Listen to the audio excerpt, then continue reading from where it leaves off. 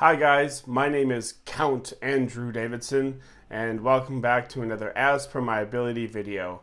If you like what we do here at As Per My Ability, if you like our content, if you like our videos, if you like board games in general, please do us a favor, comment, like, subscribe, hit the little bell so you get notifications when we do post new videos. I heard through the grapevine that if you hit the bell, it's 7 years good luck, but that's just what I've heard. So today's video is going to be a supplemental video to an article that I wrote on our blog. And the article was the top 10 horror-themed board games for Halloween. Now, at the time of recording this, we are a couple of weeks away from Halloween 2020. And with COVID still being a very big, real part of our world at the time of recording this, a lot of families might opt out. A lot of roommates or people that live together might opt out going out. And so if you're going to stay inside, I figured, why not fill your Halloween evening with a horror board game? And so I wrote an article on our website, www.aspermyability.com, under the blog section of my top 10 horror themed board games for Halloween this year. Well, I decided, I have all of the copies of what I recommended. They're all kind of sitting here off camera. Why don't I do a video version? So this is basically the video version of the blog post that I posted a little while back. I do recommend you check out the blog post because I go into a little more detail as to what the games are about, like what they're kind of, what they entail, than I will in this video, because I kind of want this video to just keep moving along.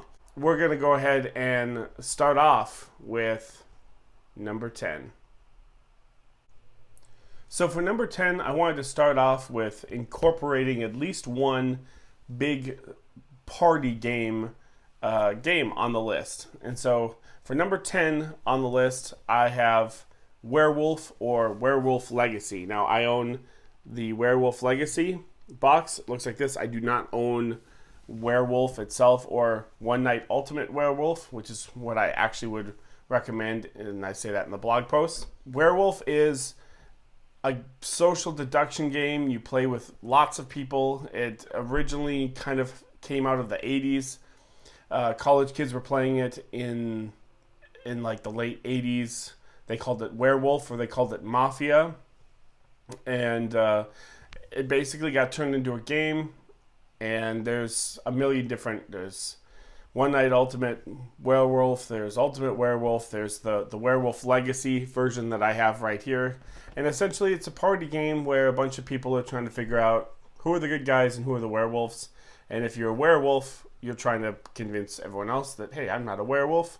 I'm just a regular citizen of this village. I'm not going to kill anybody. And then at some point, people get killed off, and it's a social deduction game. So it's a party game that doesn't take long to play, doesn't take a whole lot to learn, but it does have that horror theme of killing people off, turning into werewolves at night, deciding who's going to be killed, and trying to figure out which one among us has got that werewolf card. So number 10 is going to be either Werewolf, One Night Ultimate Werewolf, or if you have Werewolf Legacy for number 10. My number 9 pick for horror-themed games to play this Halloween is a game where players take on the roles of psychics or psychic detectives, something like that, where they were all traveling, all of the players are traveling to this haunted house to basically get visions to solve the murder of this ghost. There's a ghost in the house, and the ghost is giving these psychics visions of, hey, here's who killed me, this is what happened. And the game is called Mysterium. Now, Mysterium plays somewhat, it's a cooperative game, but there is one person that will not necessarily play as a psychic. They will play as the spirit or as the ghost. They are not allowed to talk. They are considered dead. The only way that they can communicate with the other the players is by handing them cards that have images on them that look very much like Dixit, if you've ever played the card game Dixit. In fact, the artwork's done by the same couple of people that did the artwork for Dixit. And players are trying to figure out, basically it follows a clue format with the finding the suspect, finding the, location, and the murder weapon. If all players can solve all of their mysteries before the clock strikes midnight, then essentially you kind of win the game. And the ghost, or spirit, whatever you want to call him, is on their side. So everyone is really trying to work together. In fact, the rulebook even suggests that if you figure your stuff out, look over at your partners and help them out, work together, try to help out, give out suggestions of maybe it's this person or maybe it's this person. And so my number 9 is a game called Mysterium. My number 8 on this list is a semi-cooperative game. It is a hidden movement game, and unfortunately it's not the only hidden movement game on this list, which I tried to avoid, but I will give you the distinction of why I've included these two on my list. And so the next one that I have for my number 8 is basically Friday the 13th in a box. And due to licensing and not getting sued, the company has called it The Last Friday. The Last Friday, everyone except for one person is taking on the role of camp counselors, where they are trying to survive a night at a camp where there is a killer on the loose. They can't use Jason or anything like that, anything that's copyright. And so there's a killer, or I think they call it a maniac in the game, on the loose, who is moving in secret. And he's moving around the board, and if he moves across your spot, or if he moves into your spot, he will signify, hey, you're dead. I've killed you. And the killer, or maniac, is trying to kill off all the counselors before they can find the keys, because, see, their cabins are locked. And they need to find the right keys to open up the cabins so that they can get inside their cabins, shut the door, lock the door, and they can win the game that way, because then they're essentially safe, as long as they stay away from the windows. Because if any of you have seen any Friday the 13th movies, you're not safe just because you get inside. If you go next to a window, Jason's going to grab you. So for number 8, I have basically Friday the 13th in a box called The Last Friday. Oh, I should also mention I do have the expansion for this, and the expansion adds some more kind of special powers and special abilities, but more importantly, it adds a second maniac who is essentially, I don't have the box with me, but it's Freddy Krueger. It's just Maniac number 2, but he's got like the clawed hand with the burned skin and stuff like that. And so you can play with 2 maniacs going around killing counselors and stuff like that. They both move in secret. So if you like Friday the 13th, if you try The Last Friday and you do like it, the expansion is kind of cool because it adds a cough Freddy Krueger character into the game as another maniac or another killer. Let's get on to my next pick. Now, before I get into my number 7 pick, I need to kind of have a caveat by saying this game is, while very thematic and horrific, and is definitely, I would consider, a horror game, it is the heaviest of the games that I have on my list. There's another one that we'll get to that I'd say is probably right below it, but this game is probably, out of all 10 of them, not probably, hands down the most complicated to play, the most rules intensive, the most strategy intensive. And so my number 7 is Abomination, the Heir of Frankenstein. So Abomination, the Heir of Frankenstein, is a sequel to Frankenstein, which is a novel by Mary Shelley, in which Victor Frankenstein, the dude, because Frankenstein is the dude, not the monster. He's the dude. So Victor Frankenstein reanimates a body. This monster comes alive. He thinks it's an abomination. He's so ashamed of what he does, so he rejects this monster or creature, or whatever you want to call it. And this takes place 20 years after the novel of Mary Shelley's novel, in which all of the players have been contracted by a benefactor, which is the monster, essentially. And their job in the game of Abomination is to reanimate, basically do what Victor Frankenstein did in the novel and reanimate a female so that he can have a companion, he can have somewhere that he belongs, someone that he can fit in with, someone that's like him, so that he can be happy. So the goal of Abomination, the Heir of Frankenstein, is it's a worker placement game where you're going out and you're basically getting body parts. You're either getting them from the morgue, or you're stealing dead bodies from the hospital, or you're paying off, like, what do they call it, bounty hunters to go and do some business for you. But if you don't have the time to go to the morgue, if you don't have the time to go to the hospital, if you don't have the money to buy a bounty hunter, you can always just get dirty and kill hobos in a back alley. And hobos, when you kill, your morality goes way down, which is kind of a tracker within the game. But it provides some very fresh body parts, which is good. You want some fresh body parts. The artwork is not cartoonish at all. It does not shy away from severed heads and like bloody necks. And Abomination, the Heir of Frankenstein, is a really, really great game. I did a video on it. If you want to check out the video on my channel, just to show you a little bit more of the board and things like that. It is, unfortunately, probably not the easiest game to get into. There's a lot of rules. You're going to want to spend some time ahead of time to really understand Abomination. So that is my number 7. Now, what would be a list without a zombie apocalypse game, right? So I had to put one on, not because I had to, but I also do enjoy this game. My number 6 is Dead of Winter, which is basically The Walking Dead, the board game. Again, it's copyright issues, so it's not called The Walking Dead. It's called Dead of Winter. But Dead of Winter is a zombie apocalypse survival horror. It takes place in the middle of a giant snowstorm, or in the dead of winter, in which all of the players are in this, what they call a colony. It's kind of like your headquarters, and you're going out trying to get enough food to feed all your people so your morale doesn't go down.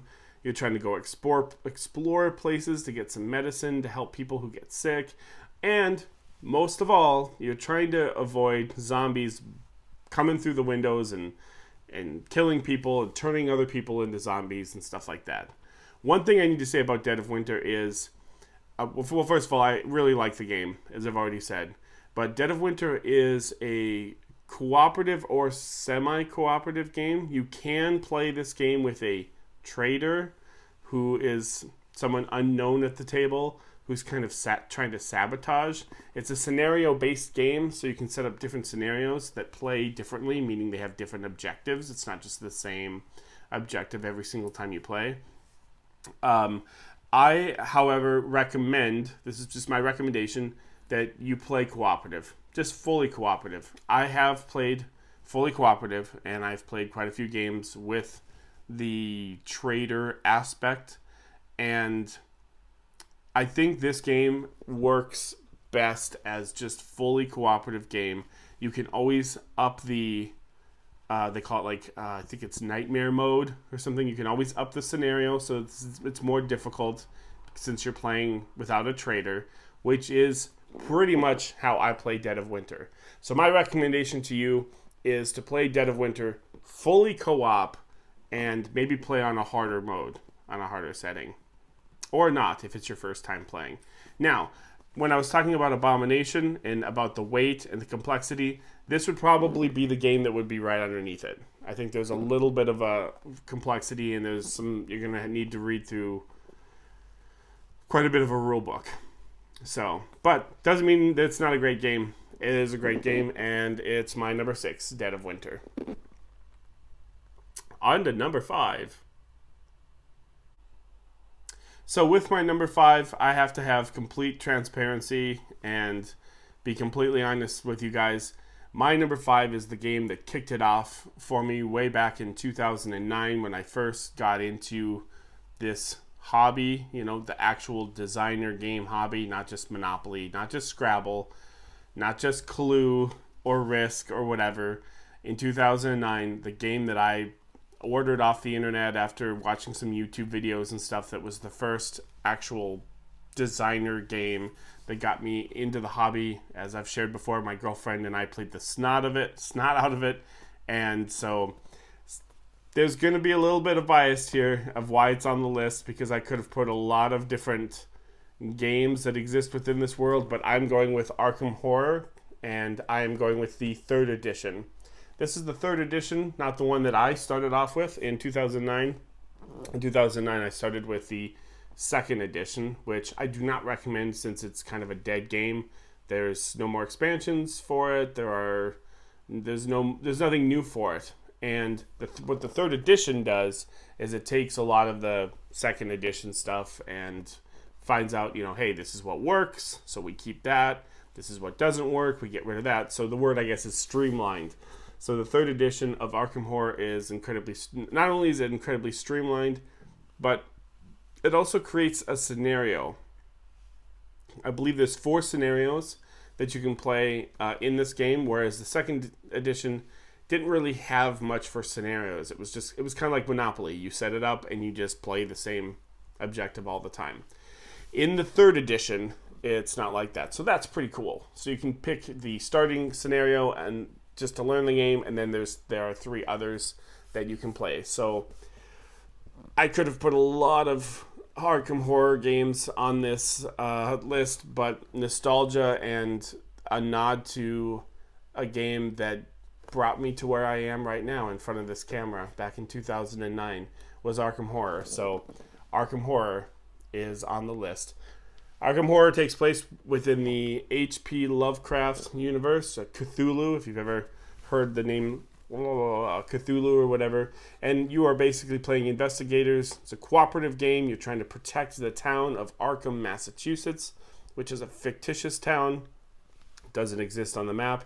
And there are these portals opening up within the town that are opening up into other worlds, and monsters and creatures are coming through these portals, invading the streets and terrorizing citizens, and you are working together cooperatively to try to close off these portals, fight monsters, collect whatever it is you need to do for whatever the scenario you have. Because like I said, it is scenario dependent, so not all the objectives are going to be the same. Some games are going to play differently than others. And the maps are also, that's another thing I should mention. The map is put together, so it's module. It's a module map or board. And so the board's not always the same. You're going to put it together differently every time depending on what scenario you play. So Arkham Horror is my number 5. Let's move on to number 4. As I previously mentioned, I have 2 hidden movement games on this list. My number 4 is the second hidden movement, the first hidden movement game being The Last Friday, where someone is secretly moving as the maniac. And so number 4 is called Fury of Dracula.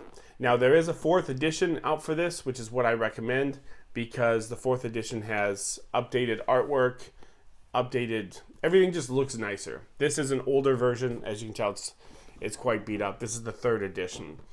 So if you're going to pick up a copy of Fury of Dracula, if it seems interesting, go for the 4th edition. It's the newest one. It's just updated. It's streamlined. It seems like it's so much better.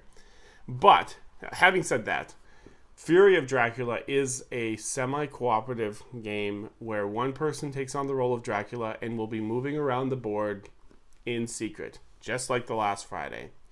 Now, the reason why I'm justifying putting 2 hidden movement semi-cooperative games on this list is because the distinction is that The Last Friday, the counselors are trying to move and work together and move as quick as they can to get to their cabins, because the person moving in secret is trying to get closer to them and kill them. In Fury of Dracula, it is the exact opposite. The person who takes on Dracula is moving in secret, and he is trying to be sneaky, and he is trying to avoid all the players. All the players are hunters, is what they're in, like Van Helsing and stuff like that. They are all trying to coordinate and kind of surround and find where Dracula is to defeat him and destroy him and win the game. Dracula player is trying to be sneaky and kind of move around the board and get out of some slippery situations.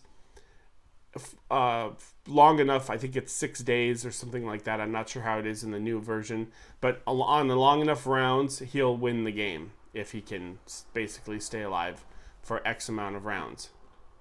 So there's the distinction. One, the hidden player is being aggressive and like stabbing and killing people, whereas Fury of Dracula, it's the opposite. Dracula is kind of trying to run away. He's not really wanting to engage in combat, and if he does, hopefully it's nighttime, because at nighttime he can be he's more powerful at nighttime.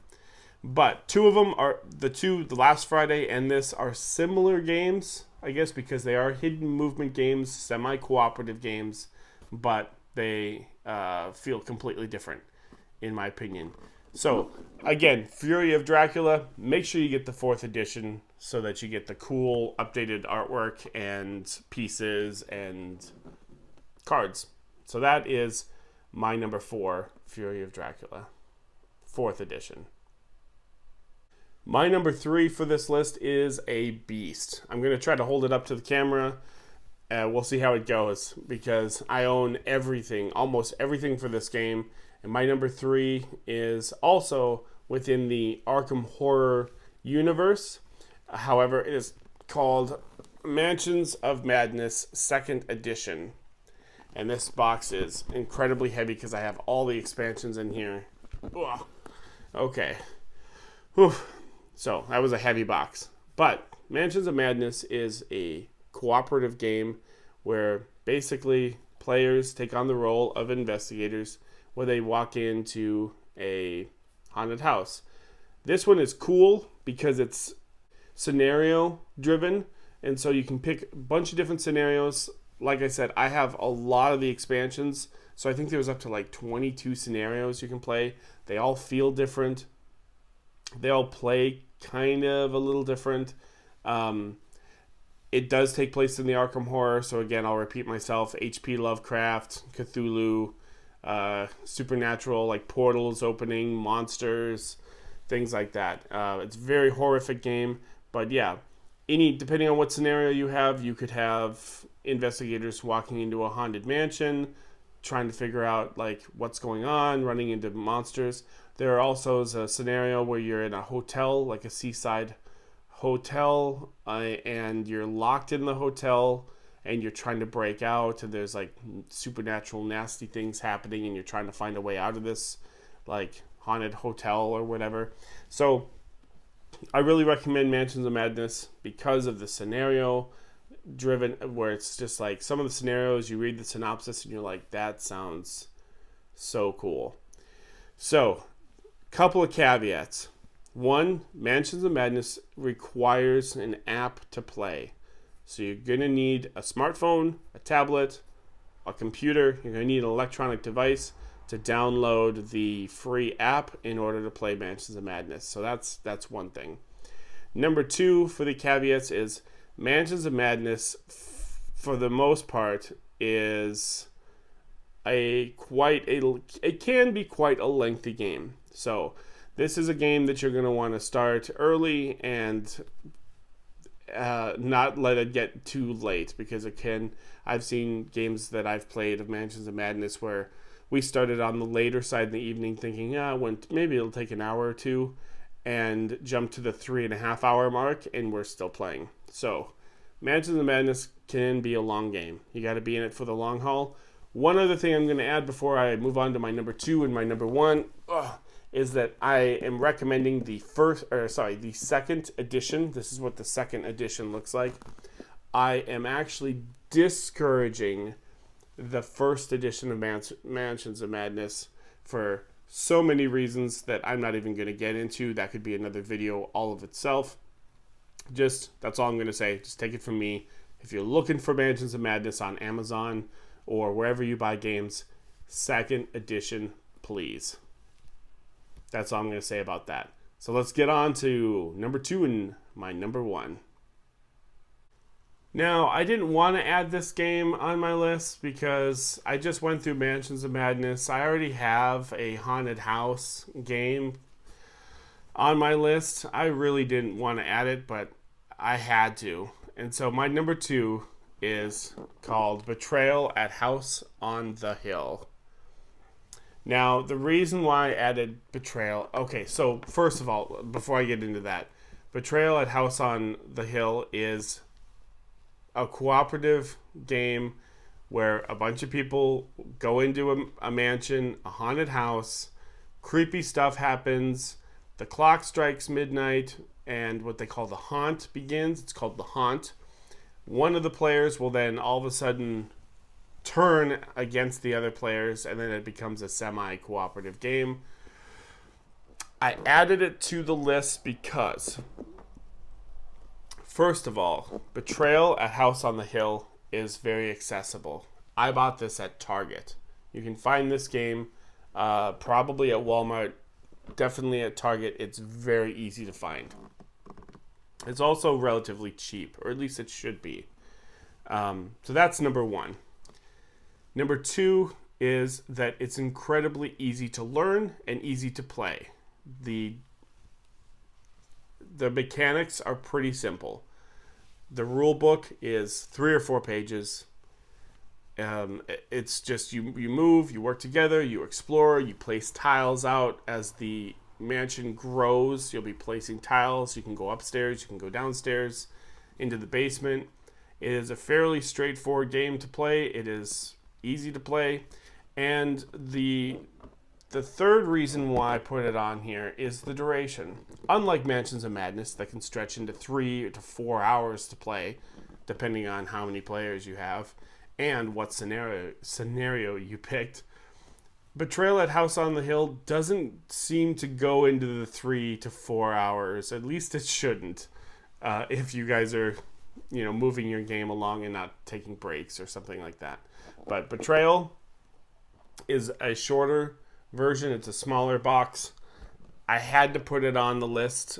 I know I just basically did 2 haunted house games back to back, which I really didn't want to do. But I had to put this on because it's on everyone else's list, and for good reason, for the reasons that I just mentioned. It's easy to find, it's easy to play, and you're not going to be up all night playing it. And so number 2 is Betrayal at House on the Hill. So, with the drum roll, let's move on to my number 1 pick for horror-themed board game to play this Halloween. My number 1 recommendation to play this Halloween is a game called HORRIFIED.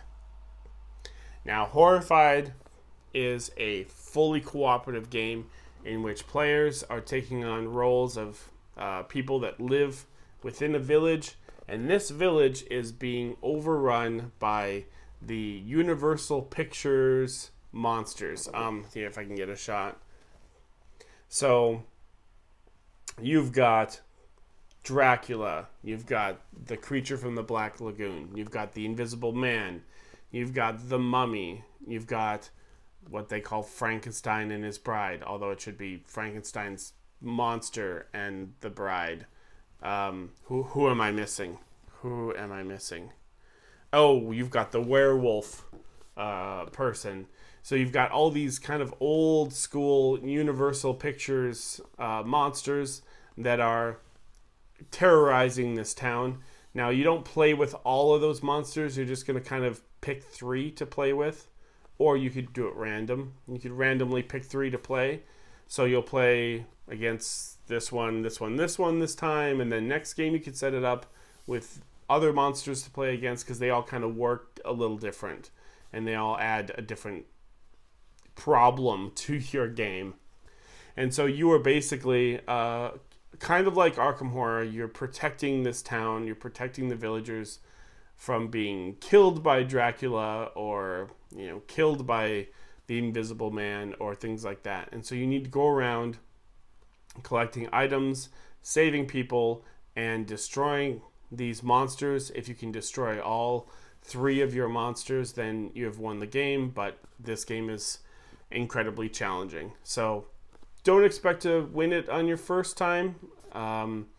It's a good game to just be challenging and set up and be like, let's try it again, now that we know how this works and that works. And you can run out of time in this game as well. There's a deck where you flip over cards every turn, and when you run out of cards, it's like the game's over. So it's not even just a matter of like, well, we'll just concentrate on saving people, because you'll run out of time. And it's like you can't concentrate on just going after the monsters, because then they'll end up killing you, or they'll kill villagers.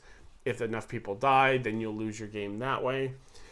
Why it is number 1, Horrified is number 1, is pretty much the reasons for Betrayal at House on the Hill. First of all, number 1, it's incredibly accessible. This, I believe, is a Target exclusive. I bought this at Target. It's available, so you can go down to Target and pick it up. I don't know if it's at Walmart or anything. I think it's a Target exclusive. It's not incredibly expensive like Mansions of Madness. You saw the huge box, that could be $80 to $100 game. It's not incredibly expensive.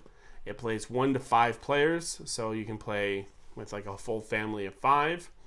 It's customizable, meaning you can pick which monsters you want, or you can do it at random. Number 2, the ease of play, again, is akin to Betrayal. It's very easy to learn. It's very easy to play. The rulebook is very, very well written. It's probably 5, 6, 7 pages to read the rulebook. There are lots of videos online that'll show you how to play. It's easy to play. It's easy to teach. And it does not take all night to play, or at least it shouldn't. This game, I don't even know what they say. It says it plays in about an hour. Actually, it says 60 minutes on the box. I would say, I don't know if I've ever really played Horrified exactly 60 minutes. I'd say 60 minutes and some change, especially if it's your first game, if they're all new players. It could go over an hour, which is not that bad. It's not that big of a deal. It's when you get into the 3 to 4 hours of playing a game, that's when I really have to denote, hey, watch out for this game. But this game shouldn't go too long. It should go about an hour. It is super fun.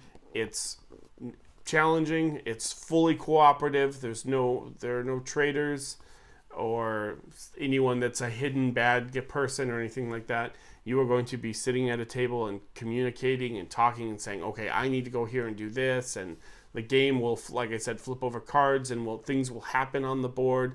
The monsters will move. And so it's basically, I have this saying of you plan and Horrified laughs, because you'll kind of plan out what people are going to do.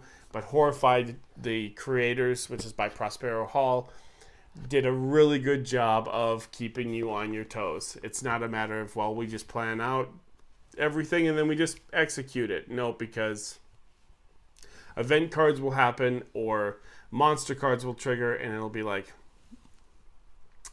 that messes up our plan. And then you need to reevaluate. It's really fun. Super fun. Easy to play. Easy to learn. Doesn't take a whole lot to play as far as duration. You're not going to be up all night playing Horrified. I mean, unless if you want to play multiple games over and over and over, then you could be. But just to play a single game of Horrified is not going to take you all night. That is why it is my number 1. The fun factor is way up there, and all the other reasons that I just talked about. So that is it from 10 to 1 top horror-themed board games to play this Halloween with your roommates or with your family or with whomever you want to spend Halloween with. And if you want to spend it inside playing a good game. These are all good games. You've got plenty of time to check out Amazon and get them ordered. if one of them strikes your fancy.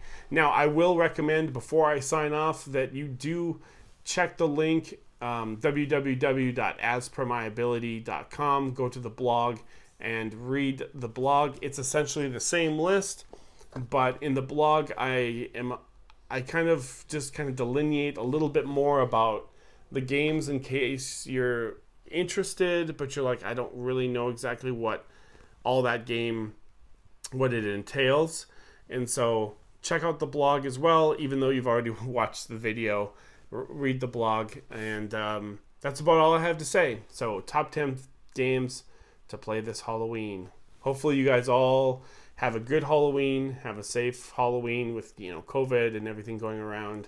My name is Andrew Davidson, and I will see you guys all at the next video.